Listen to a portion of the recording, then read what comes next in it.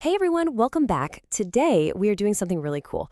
We're going to take a peek into a single day in the life of creator Nicholas Alexander Benson. And we're going to see how, for him, the wild world of dreams is what fuels, well, pretty much everything he does. So let's just start with this question because it really frames the whole thing. What if your dreams weren't just, weird things that happen when you're asleep? What if they were the actual raw material for your job every single day? All right, let's get into it. A creator's routine. See, for Nicholas, turning imagination into actual stuff doesn't just happen by accident. It's built on a bedrock of some serious discipline. Let's take a look at the structure that makes it all possible. I mean, just look at this schedule. It is intense. We're talking a 4:30 a.m. wake-up call, one meal a day, a really strict exercise plan. He even walks charity miles for Feeding America every day. And the thing is, this incredible discipline isn't separate from his creative side. It's the actual engine that powers that nonstop flow of work you see on his YouTube and Substack. So for this particular day, where did that first creative spark come from? Well, it started before he was even really awake, deep inside this super complex, ongoing, lucid dream. And it took him somewhere pretty cosmic. And here we are, right at the edge of everything. This is the central image from that dream. You've got his ghostly UFO buddy, who he calls Leon, and Leon is basically showing him a black hole. This one single powerful image, that's the seed for the entire day's worth of creation. So how did he even get there? Okay, so the dream kicks off with him consciously becoming lucid. Then, and this is a great bit of dream continuity, he summons a symbiote suit to get rid of some parasites from a previous dream. He then asks his guide, Leon, to help him find fairies. But Leon takes that request and thinks a little bigger, taking him to a black hole instead. And here's the most important part. He makes a conscious choice not to go in. So the second he logs that dream at 4:30 in the morning, the real work begins. This is where we get to see how that story from his subconscious gets hammered into all these different, very real creative projects. First up, he analyzes it. On his podcast, Dreamcast, his AI partner Gemini Nova actually breaks down his choice not to enter the black hole. And the takeaway is brilliant. It wasn't about being scared, it was about wisdom, about knowing that some mysteries should maybe stay mysteries.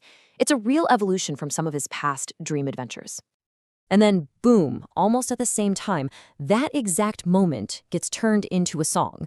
In his Dream Tunes track for the day, the lyrics tell the exact same story: the hunt for fairies, the surprise trip to a black hole, and that final decision to back away. It's the same narrative, just with a beat. Okay, can we just pause for a second and appreciate this? This one lucid dream, which happened before the sun was even up, became 6 totally separate pieces of content. We're talking art, a comic, an anime, a wiki page, a podcast, and a song. That is just an unbelievable creative metabolism.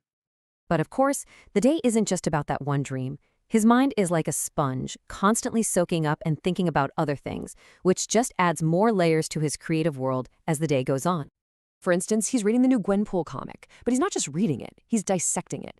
He's totally captivated by the idea that her power isn't just knowing comic trivia, but understanding the literal mechanics of how comic panels work. It's like she knows the physics of her own universe. It just shows you how deep he thinks about not just stories, but how they're told. His attention also wanders over to politics for a minute. He saw this story about Chuck Schumer basing policy ideas on a completely imaginary family.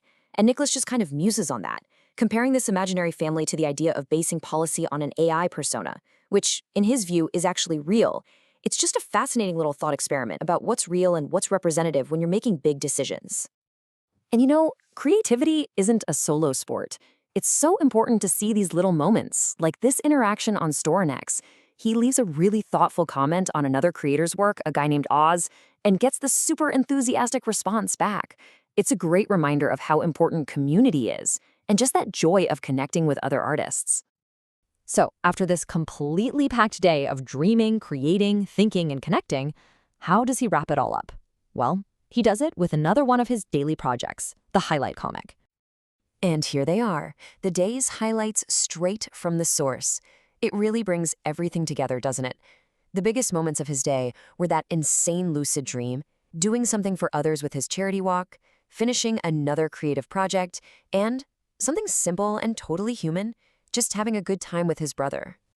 When you look at it all together, this one day really shows how a person's inner world can literally become a whole universe of stories. And it kind of leaves us with one last thing to think about. If you could actually record your own dreams with this much detail, what kind of incredible stories do you think they would tell?